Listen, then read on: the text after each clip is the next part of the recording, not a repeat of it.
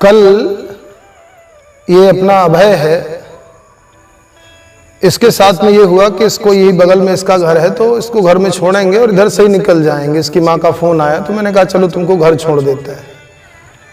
अच्छा, संयोग ऐसा हुआ कि दक्षिणी हिस्से से निकल के मैं और अभय ये गाड़ी यही चला रहा था, निकले तो मंदिर में के बगल में जो बिहारी जी का मंदिर है, उस मंदिर के पुजारी अपने लल्लू त्रिपाठी जी हैं, पूर्व सरपंच पूर्वा के, इसमें पुजारी हैं। तो वो मिल गए, खड़े हो गए। अब चूंकि वो खड़े हो गए तो दृष्टि पड़ी, वहां का एक मंजर था। वो मंजर, अगर हिंदू भावना किसी के अंदर तनिक भी है तो कोई भी उस मंजर को देख करके उद्वेलित हो उठेगा। मैंने देखा कि बिल्कुल मंदिर से सटी, पहले तो जब उतरा तो वहां पर दोनों तरफ लाइन से शराबी बोतल खोले हुए, प्लेट में कुछ उटपटांग भोजन लिए हुए शराब पी रहे थे। किसी तरह से नजरअंदाज करते उनको निकले। अब चूंकि शराबी थे तो अब अकेले थे, बोलना भी गुनाह है। जब खड़े हुए तो एक तरफ से मुर्गे, बिरयानी, क्या क्या उसमें लिखा हुआ है। कल मैंने फिर वीडियो बनाया है, ये गाड़ी अभय चला रहा था, मैंने वीडियो भी बनाया, कल मैंने फेसबुक पे डाला भी है। इतना क्रोध हुआ, उस दृश्य ने इतना उद्वेलित किया। शराब की दुकान सजी, बगल में मुर्गा, अंडा, जितना भी कूद प्रभावित करने वाला जितना भी मंजर था, मुझे तो शब्द भी नहीं निकलते। सारी रात में नहीं सोया और इतना दुख हुआ, ये लगा कि क्या करें, कैसे करें। यहीं पर पुरुषोत्तम मास से संयुक्त सावन के महीने में कथा भी चल रही है, यज्ञ भी चल रहा है, 21 दिन का अनुष्ठान किया हुआ है। आप सब आते हैं, उधर तो कोई जाते नहीं, उधर से कोई आता नहीं है। मैं सोचूं कि उधर से लोग क्यों नहीं आते हैं, लेकिन उधर से स्त्रियों का, बहनों का आना ही कठिन है। कोई भी संभ्रांत व्यक्ति उधर से आ नहीं सकता, जिस तरह की वो दशा है।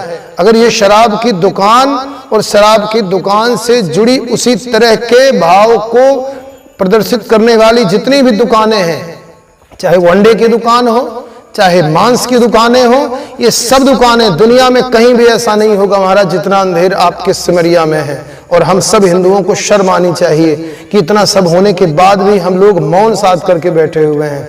आज तक तो अभी खुद पर क्रोध आ रहा है कि उधर गया क्यों नहीं।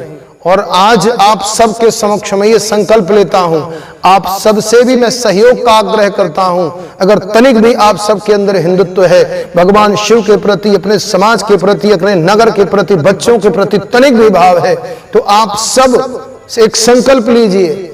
मैं आज व्यासपीठ से इस बात का संकल्प लेता हूं कि अगर ये दुकान 2-3 दिन का अवसर है, जो सक्षम लोग हैं मैं उनसे अभी आग्रह करूंगा कि 2-3 दिनों के अंदर दुकान, भले ही धंधा प्रभावित हो, किसी का भी धंधा धर्म से अधिक महत्वपूर्ण नहीं है। कितना भी नुकसान होगा, लेकिन क्या वो आने वाली पीढ़ी के नुकसान से बड़ा है? जिस तरह से लोग शराब की लत में पड़े हुए बिगड़ रहे हैं, घर उजड़ रहे हैं, क्या उनसे बड़ा किसी का धंधा है? मुझे अफसोस होता है। अगर किसी राजनीतिक दल की बात करें, किसी विचारधारा की बात करें, तो मैं भी उसी विचारधारा का हूं, लेकिन कोई भी विचारधारा अगर वो धर्म को हानि पहुंचाती है, धर्म को नुकसान पहुंचाती है, तो ऐसी कोई भी विचारधारा का मूल्य नहीं है। विचारधारा ये है कि समाज का मार्गदर्शन हो, समाज बचे, समाज का कल्याण हो, समाज का उत्थान हो। और इस व्यासपीठ पर बैठ करके अगर मैं ये नहीं कर पाता तो धिक्कार है मेरे जीवन को। अगर 2-3 दिनों के अंदर शराब की दुकान यहां से नहीं हटती नहीं दिखती है, तो मैं अन्न और जल त्याग करके इसी व्यासपीठ पर बैठूंगा, मानस करूंगा, शिव पुराण करूंगा, कथा करूंगा। जब तक जान है इसी व्यासपीठ का आश्रय लेकर के मैं यहीं पर बैठूंगा।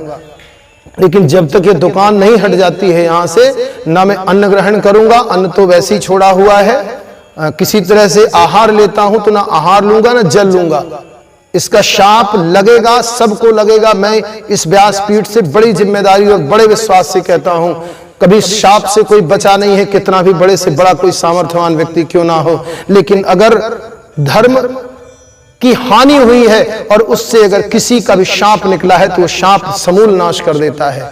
आज मैं इस बात की चेतावनी भी दे रहा हूं, इस बात का संकेत भी शिव पुराण की कथा में कर रहा हूं। कुछ शब्द निकल गए, दुख हुआ है, इस बात को यहीं पर विराम करके हम लोग कथा के अगले क्रम में चलें। लेकिन याद रखें, कथा सुनना हमारा तभी महत्वपूर्ण है जब हम समाज के लिए कुछ कर सकते हैं। बोले शंकर भगवान की जय हो।